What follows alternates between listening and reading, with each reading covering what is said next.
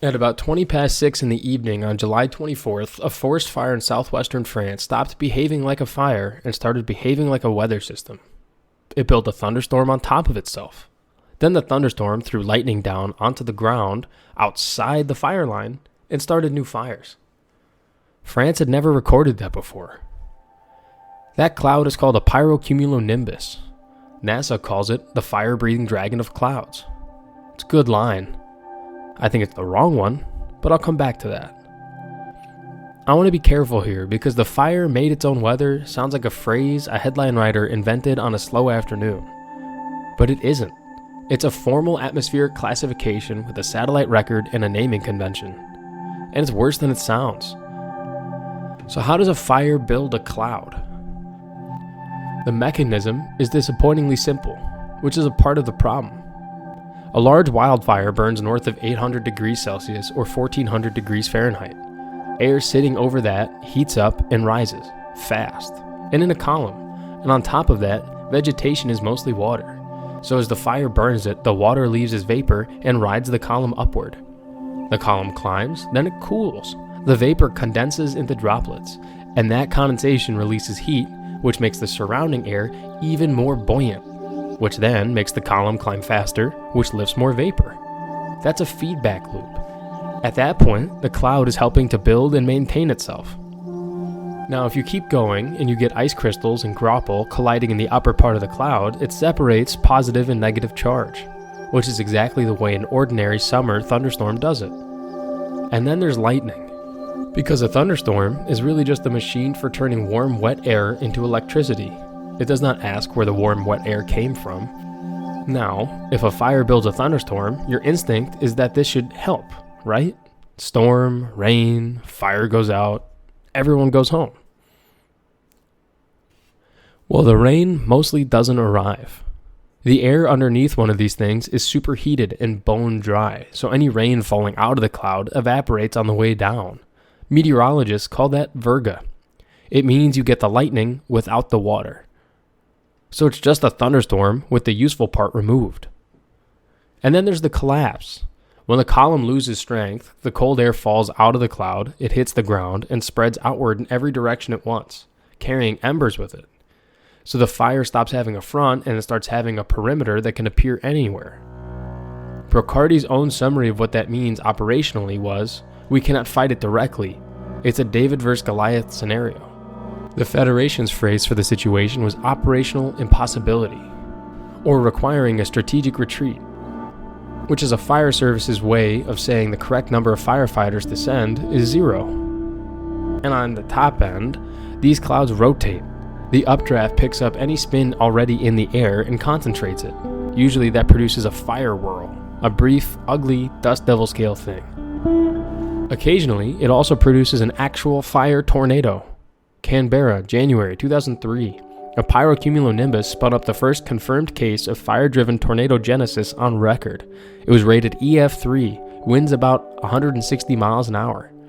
California's Carr Fire did something comparable in 2018, and it clocked near 143.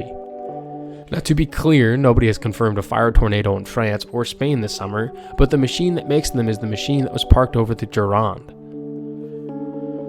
Which raises the obvious question. How is one of the best equipped fire services in Europe this comprehensively outmatched? And to answer that, you have to go back to the last time this exact forest killed people. August 1949. The Landes Forest, the same pine country, the same department. The fire burned about 50,000 hectares over 6 days and killed 82 people, most of them volunteers who turned up to help. It is still the deadliest single wildfire in European record keeping. And the country built something out of it. The whole French forest defense doctrine, the firebreak grid, the water points, the access tracks cut through plantations so crews can get in and get out all came from that fire in 1949. And that system held for 77 years. It was designed to fight a fire. It was not designed to fight weather. So here's the bill. The Gironde fire burnt more than 420 square kilometers, damaged or destroyed over 240 homes, and forced 220,000 people out. It's the largest single wildfire France has recorded since 1949. The fire that built the system this new one is going through. In Spain, the fire near Ávila became, in the interior minister's words, the largest and most destructive in the country's history, roughly 500 square kilometers on its own. Earlier in the month, on July 10th, a fire in Andalusia killed at least 12 people. Together, those two fires, one French and one Spanish, burnt about 920 square kilometers. New York City is 783. Now, across both countries, more than 325,000 people were evacuated. Macron called it the most severe situation France has ever recorded and the toughest since the Second World War. And then there's the part that traveled. Bordeaux recorded hourly fine particulate levels of 341 micrograms per cubic meter, about 20 times the threshold for merely fair air. Poor air quality extended 400 kilometers downwind. Nearly 100,000 people in Spain were told to stay indoors, which means the fire's most widely distributed product wasn't flame, it was air. But the smoke doesn't stop at 400 kilometers either, because a pyrocumulonimbus isn't only a storm, it's a lift. The stratosphere is the layer above our weather. Nothing up there rains, so smoke that gets injected into it doesn't get washed out in a week. It spreads globally and then sits there for months, sometimes years. Australia's Black Summer is the benchmark. Over 51 non-consecutive hours in late 2019, fires in the southeast fired off 38 separate pyrocumulonimbus pulses into the upper atmosphere. The resulting smoke layer produced the largest stratospheric warming measured since Mount Pinatubo erupted. It also drove chemistry that measurably thinned the ozone layer. The southern hemisphere ozone in 2020 dropped below the 2005 to 2019 average. A forest did the job of a volcano. So why is this happening in Western Europe now to countries that have managed fire for centuries? There's two answers, and neither is dramatic. The first is what researchers call weather whiplash. World Weather Attribution ran a rapid study on this exact event and found that fire weather of this severity in central Spain is now more than 20 times likelier than it would have been in a pre-industrial climate, and at least 3 times likelier than in the year 2000. Southwest France, at least twice as likely. Peak 7-day fire severity intensity is up about 46% in southwest France and 42% in central Spain. But the detail I keep thinking about is the rain. January rainfall in the affected part of Spain came in 175% above normal. A wet winter, a wet spring, everything growing, and then the rain simply stopped in May. The wet weather wasn't a reprieve, it was a fake-out.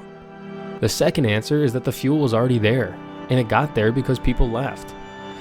In the Castellón province, forest cover went from 17% of the land to 28% over 50 years. Nobody planted that.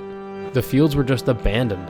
Shrubs moved in, and then the shrubs joined up with the woodland, and then the woodland walked down the hill until it was touching the town.